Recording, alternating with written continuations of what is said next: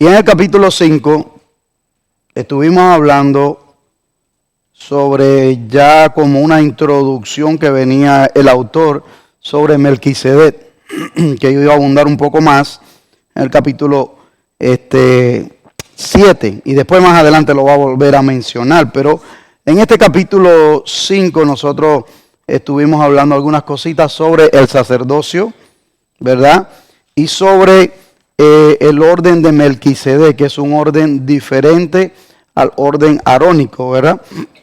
Estuvimos allí hablando un poquito de eso y terminamos con el versículo 13 y 14, final de ese capítulo, donde dice: y todo aquel que participa de la leche es inexperto en la palabra de justicia, porque es niño, o sea, no ha alcanzado la madurez.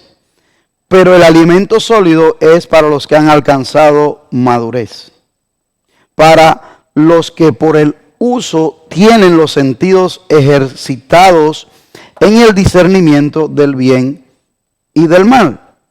Por tanto, dejando ya los rudimentos de la doctrina de Cristo, vamos adelante a la perfección, no echando otra vez el fundamento del arrepentimiento de las obras muertas, de la fe en Dios, de las doctrinas de bautismo, de la imposición de mano, de la resurrección de los muertos y del juicio eterno.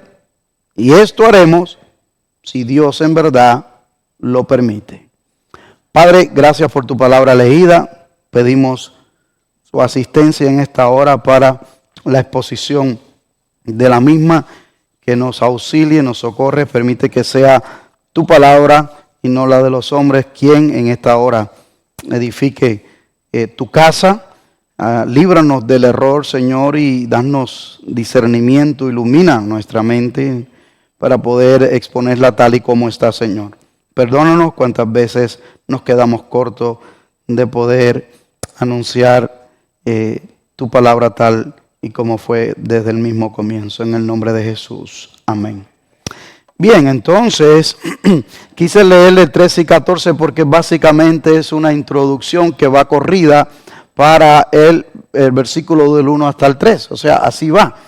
Y esto es lo que el autor de Hebreos trata de hacer aquí.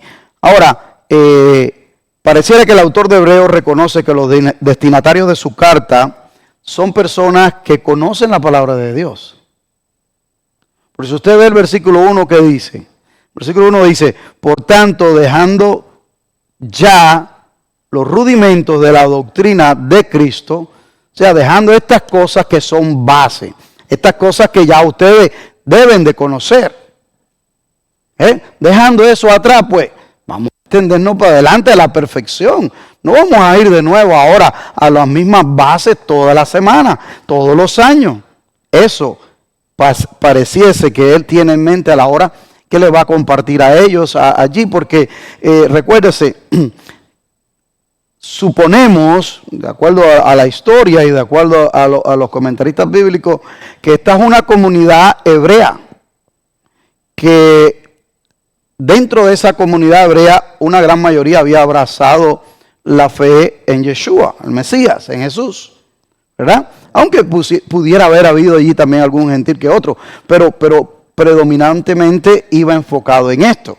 Entonces, ellos ya tenían conocimiento de muchas de estas 6 características que él le menciona en estos versículos 2 y 3, o específicamente el versículo 2. O sea que no vamos de nuevo a entrar en esto mismo. Y esto parece lo que él tiene en mente aquí. Por eso dice el autor aquí mismo en el versículo 1. No echando otra vez el fundamento. No echando nuevamente el fundamento. Sí, que ya el fundamento está echado. Ahora, ese fundamento debía de haber apuntado a algo, que es lo que él va a hacer después. Ese fundamento que se echó desde el antiguo, desde la Torá, ustedes ya lo conocen desde niño, porque desde niño han sido instruidos en eso. Así que no vamos a echar eso de nuevo, en otras palabras, nosotros aquí.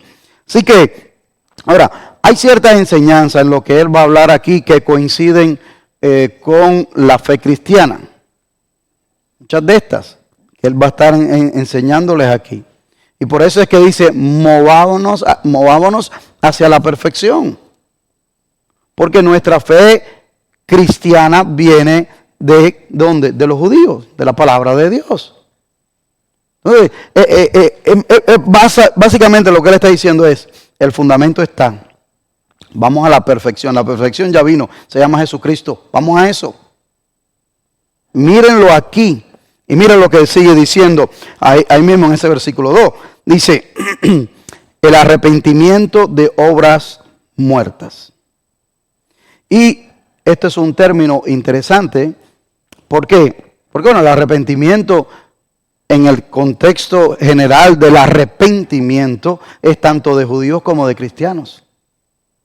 Ahora él le pone la parte de obras muertas, ¿verdad? Alejarse de estas obras muertas que nos llevan a pecar y que no nos llevan a nada. Pero este término en hebreo lleva una connotación que también lo lleva en el griego para el cristianismo. Y es que un cambio de dirección.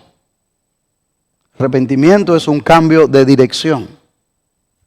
En el hebreo, lo que él decía, arrepentido de esas obras muertas, no sigáis haciendo estas mismas obras muertas que no los van a conducir a nada, porque ya lo perfecto vino.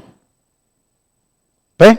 Ahora, en el griego, la palabra arrepentimiento, la connotación que tiene es un cambio de mente, un cambio de pensamiento, de donde tú estabas antes, de lo que tú pensabas con relación a esto. Piensa diferente. Eso es lo que conlleva arrepentimiento aquí. Así que la idea que está transmitiendo el autor a ellos es allí, no vuelvan a ¿qué? A esas obras muertas. Porque ya la gran obra se hizo.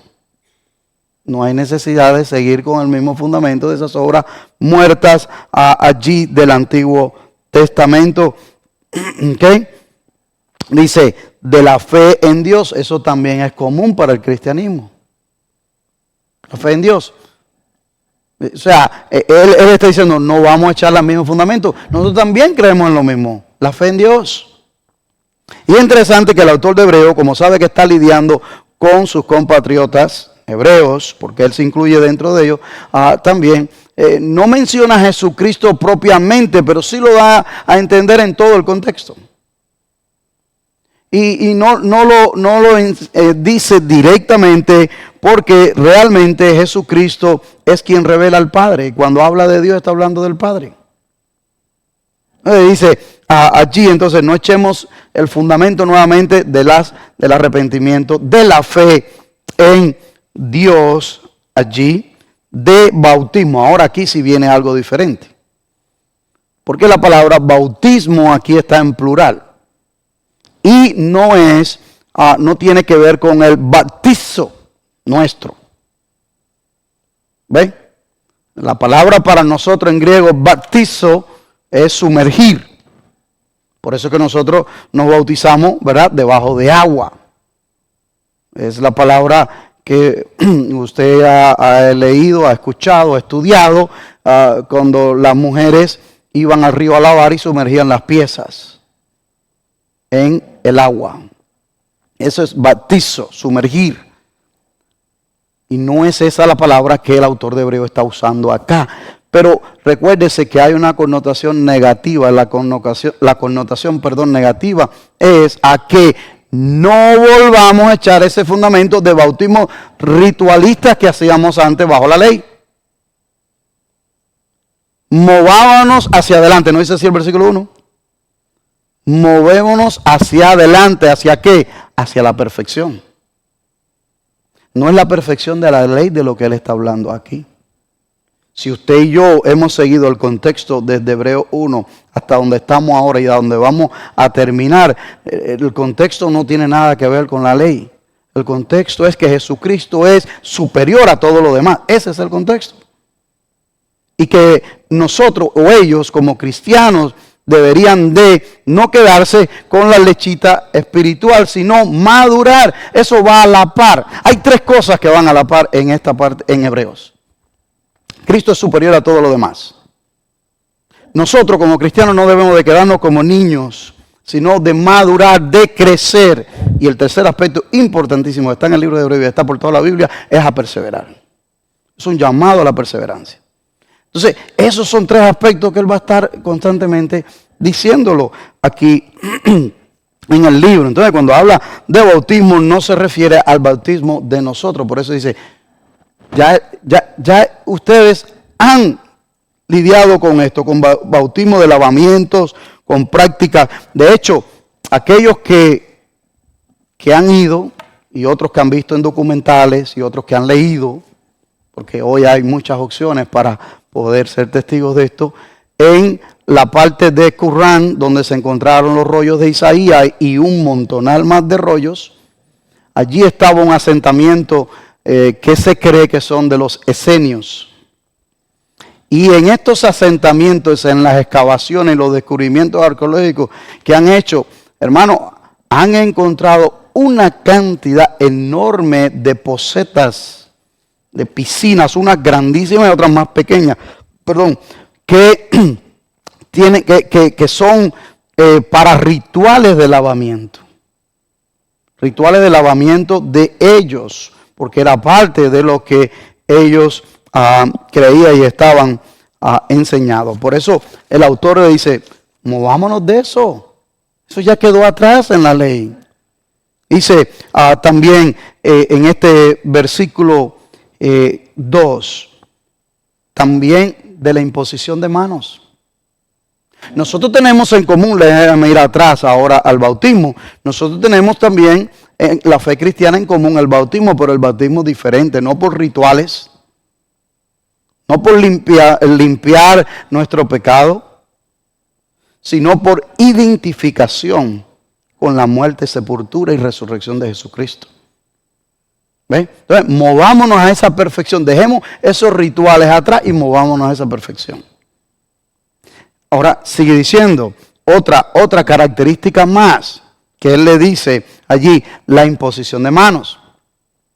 Bueno, también en el Antiguo Testamento los hebreos imponían manos a reyes cuando los iban a separar, a personas cuando iban a misiones especiales.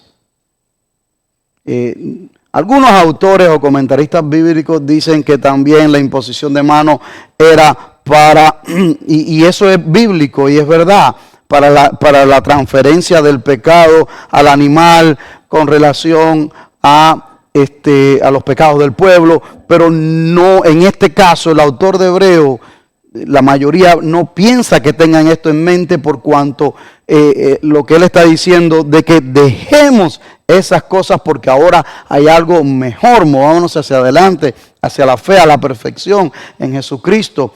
Jesucristo, nadie le puso las manos ni nada de eso, sino que Él lo cargó sobre sí mismo. Entonces muchos han descartado ese concepto de transferencia de pecado por la imposición de manos, como se solía hacer en el Antiguo Testamento con el animal cuando se venía para el sacrificio. Pero la práctica de imposición de manos sí era muy, muy común. Cuando iban de misioneros, cuando eran enviados por una iglesia, era muy común. Y en el Nuevo Testamento también esto se practicaba. La iglesia en Antioquía lo practicó cuando seleccionaron a Bernabé, a Pablo, que los enviaron al campo misionero, ¿verdad? La palabra de Dios dice allí también que si alguno está enfermo, vengan los ancianos, pongan sus manos, ¿verdad? Y oren sobre ellos. Entonces, es una práctica común tanto en el Antiguo Testamento como en el Nuevo Testamento con connotaciones diferentes. Totalmente. Y eso es lo que dice el versículo 1. El versículo 1 dice allí, por tanto, dejando los rudimentos de la doctrina de Cristo, vamos adelante a la perfección, no echando otra vez el fundamento del arrepentimiento, de esto, lo otro, ¿verdad? Entonces, vamos adelante. ¿Por qué? ¿Por qué yo estoy mencionando todo esto? Porque la comunidad de fe que le está enviando esta carta era predominantemente hebrea. Los hebreos, todo esto lo tenían práctica común para ellos. Entonces, con un significado totalmente diferente. Entonces, él le quiere exhortar y animar. ¡Ey, no se regresen a la ley! No se regresen. Recuérdense que eso es lo que venimos tratando en los otros capítulos. No se regresen porque parece que le había llegado información de que habían algunos que querían, ¿verdad?, regresarse. Y entonces él le está diciendo, por favor, deberíamos ser maestros. Vamos a volver a echar estos fundamentos. Ya eso quedó atrás, ya lo perfecto vino, ¿verdad? Entonces sí tiene que ver con la motivación de Cristo, con Cristo. Ahora, correcto. No. Él no está, déjame esclarecer eso.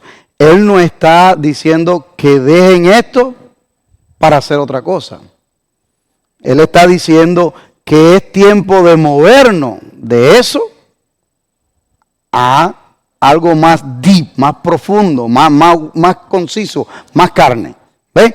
Estas cosas sí ya las sabemos. ¿Ves? No echando nuevamente el fundamento. Ahora, de que sí hay cosas de estas.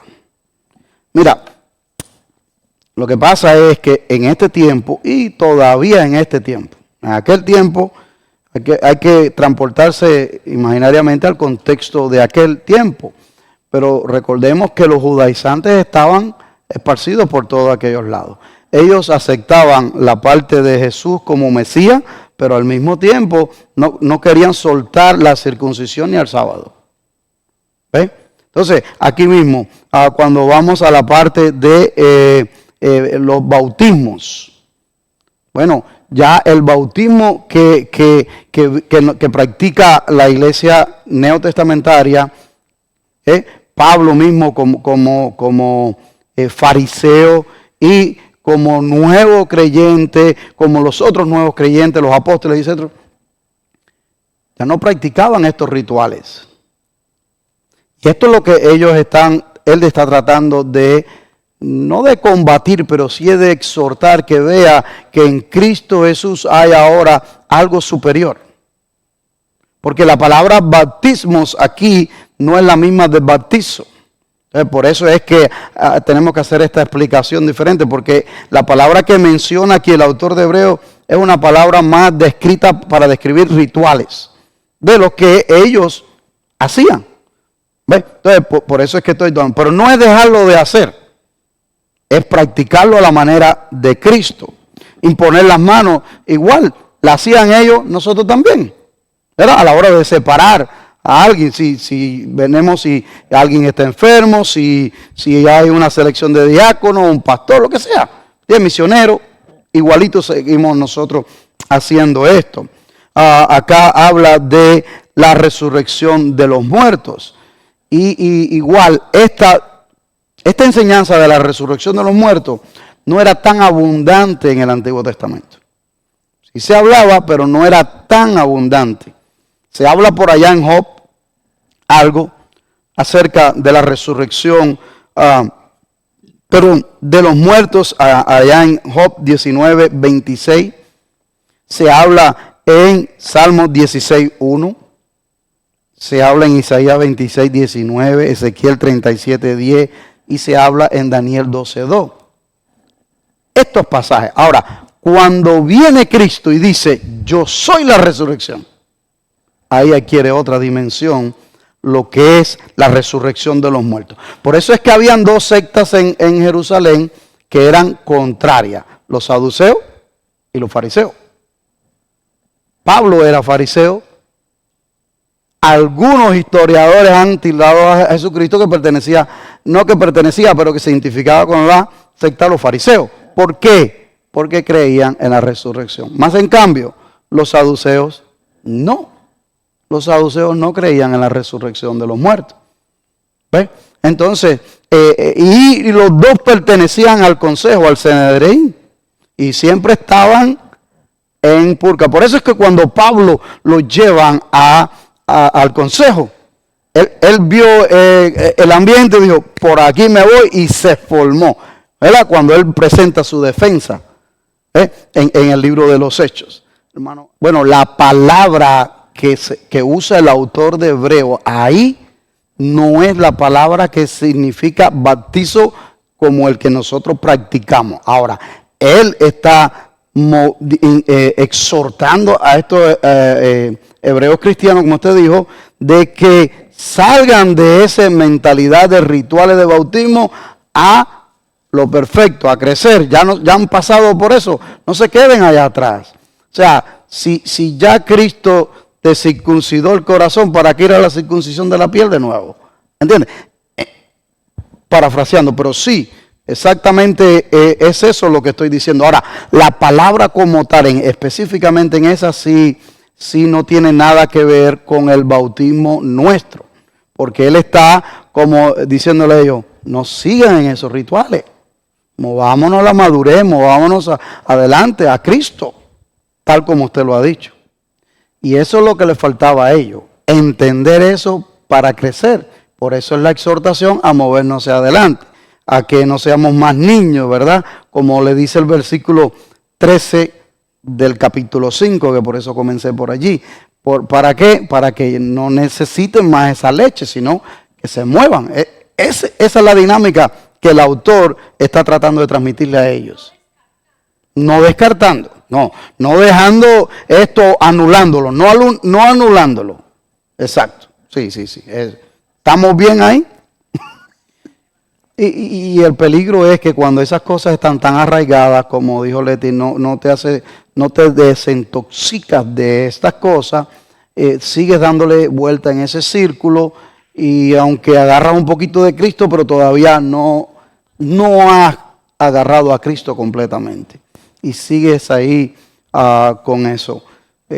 Y el llamado del autor es, sálganse de eso. O sea, no es que lo anulen, como dijimos, sino que hay que moverse hacia la madurez, ¿verdad? Así que, como le digo, conceptos de resurrección de muertos, de juicio eterno, son básicamente neotestamentarios, enfáticos en el Nuevo Testamento, pero no exclusivo del Nuevo Testamento, sino que hay pinceladas en el Antiguo Testamento acerca de ello también allí. Así que él los exhorta, los anima a salir de ahí, ¿verdad? De esto. Ahora, nos vamos a entrar en el versículo 4 hasta el versículo 8. Posiblemente uno de los pasajes más complicaditos de toda la Biblia. Así que amárrese los cinturones, llénese de gracia, de amor, misericordia, y vamos allá.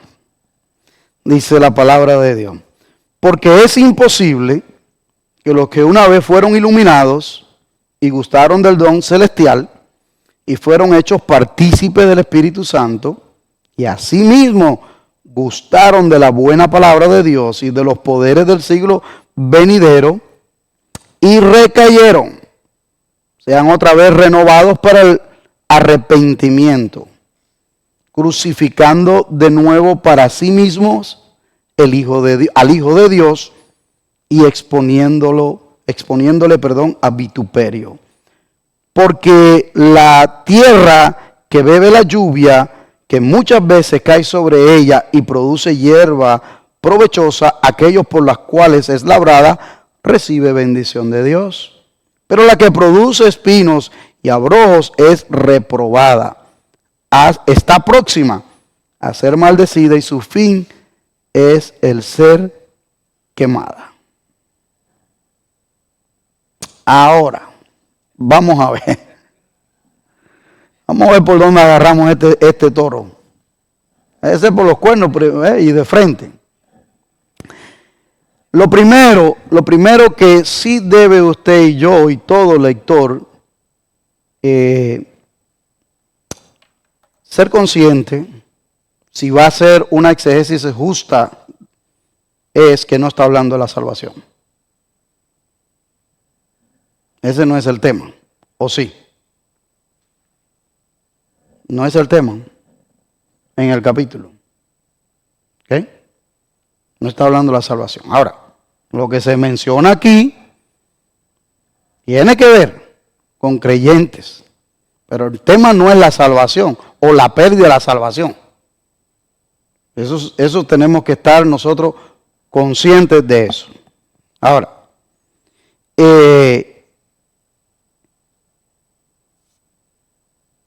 lo primero que debemos de observar en este versículo 4 es ¿cuál es el imposible? Porque, ¿qué dice el versículo 4? Porque es imposible. ¿Verdad? Así que, ¿qué es lo que sería imposible? Crucificar a Cristo. ¿Te había dicho algo? Que al que haya probado el Espíritu Santo ahora lo niegue, hermano, apartarse de Dios. Que sigas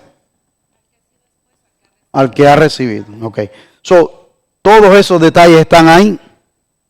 Porque dice allí, ¿qué es lo que es imposible? Personas que una vez fueron iluminadas, que gustaron del don celestial, que fueron hechas partícipes del Espíritu Santo, que gustaron de la buena palabra de Dios y de los poderes del siglo venidero.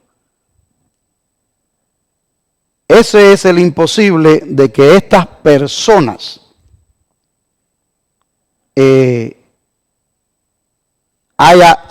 recayeron y haya una oportunidad para ellos más. ¿Estamos de acuerdo hasta ahí? Ninguna duda, ¿verdad?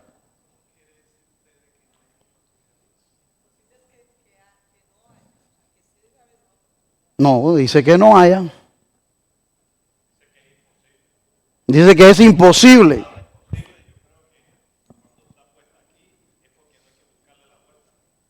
Dice que es imposible. Y recayeron.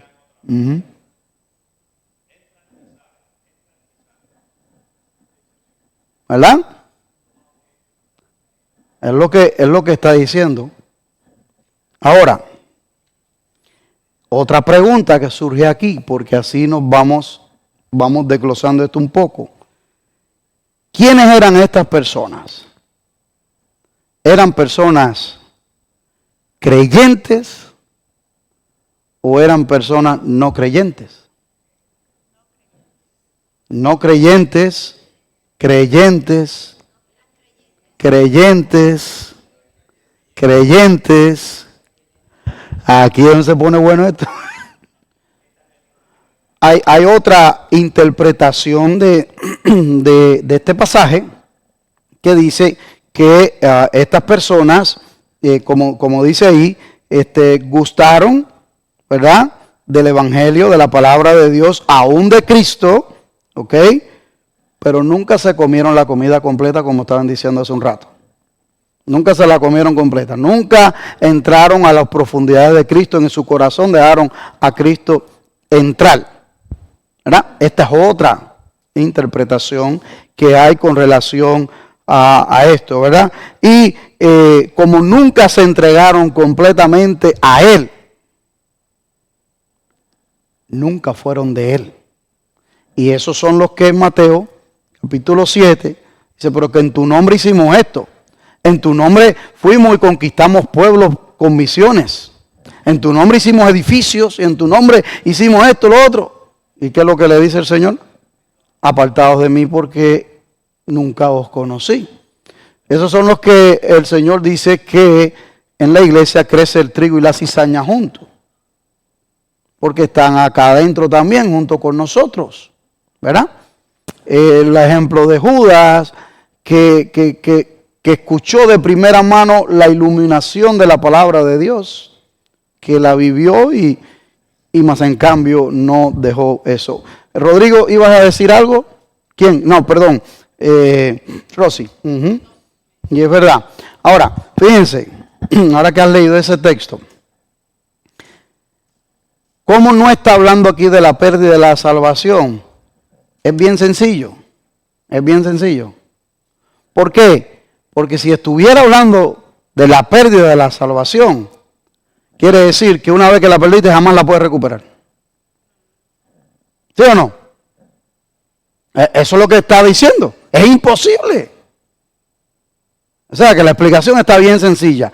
No está hablando de la pérdida de la salvación. Está hablando más que nada de dos versiones. O uno que gustaron pero nunca se entregaron completamente, o está hablando de la apostasía venidera que apostataron de la fe. Ahí está. No más de eso.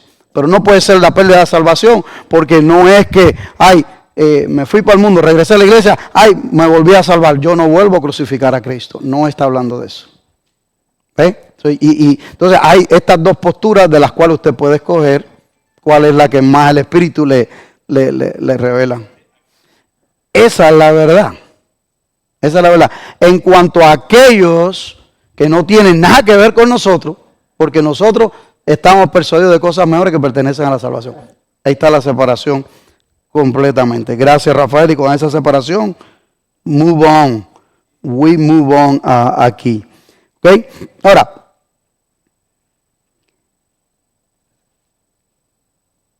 ¿cómo se sabe? Voy a pararme aquí y voy a dejarlo aquí esta noche porque ya... Sí, si no se va a picar y se va a extender más. ¿Cómo se sabe si mi fe es genuina o no entonces?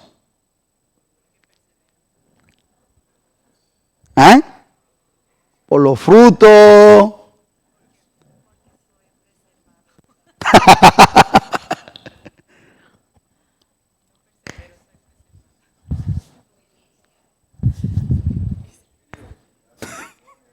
¿Perdón?